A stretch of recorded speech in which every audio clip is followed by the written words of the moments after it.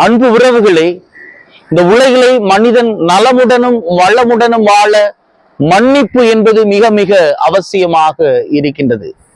நாம் ஒருவரை மன்னிக்கின்ற போது நாமும் நலம் பெறுகின்றோம், மன்னிப்பவரும் நலம் அடைபவராக இருக்கின்றார். இந்த தவக்காலம் நாம் மனம் மாறுகின்ற காலமாக இருக்கின்றது. பெரும்பான்மையான நேரங்களில் நாம் செய்த தவறுகளை, குற்றங்களை கடவுள் மன்னிக்க வேண்டும் என்று ஆசைப்படுகின்றோம். ஆனால் நமக்கு எதிராக தவறு செய்தவர்கள் நம்மிடம் மன்னிப்பு கேட்டு வருகின்ற போது நாம் அவரை ஏற்றுக்கொண்டு மன்னிப்பது கிடையாது. தினமும் நாம் இயேசு கற்றுக் கொடுத்த ஜெபத்திலே என்ன கூறுகின்றோம்?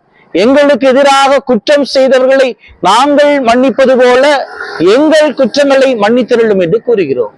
நாம் நமக்கு எதிராக தவறு செய்தவர்களின் குற்றங்களை மன்னிக்கின்றோமா? நாம் மன்னிக்கவில்லை என்றால் நம்முடைய குற்றங்களையும் இயேசு மன்னிக்க மாட்டார். நாம் மன்னிப்பதனால் நமக்கு என்ன பயன்? மன்னிக்கின்றவர்களுக்கு நோய் எதிர்ப்பு சக்தி அதிகம் என்று கூறுகிறார்கள். யார் யாரெல்லாம் இந்த உலகிலே மன்னிக்கின்ற மனிதர்களாக வாழ்கிறார்களோ அவர்களுக்கு புற்றுநோய் வருவதில்லை என்று ஆய்வு ஒன்று கூறுகிறது. எனவே இந்த தவக்காலத்திலே நாம் எவ்வளவு தவ முயற்சிகள், எவ்வளவு நன்மையான காரியங்கள் செய்தாலும் நாம் ஒருவரை மனதார மன்னிக்கவில்லை என்றால் இந்த தவக்காலத்திலே நாம் செய்கின்ற அனைத்து பலன்களும் வீண். எனவே இன்றைய நாளிலே நாம் ஒரே ஒரு சின்ன காரியம் செய்வோம்.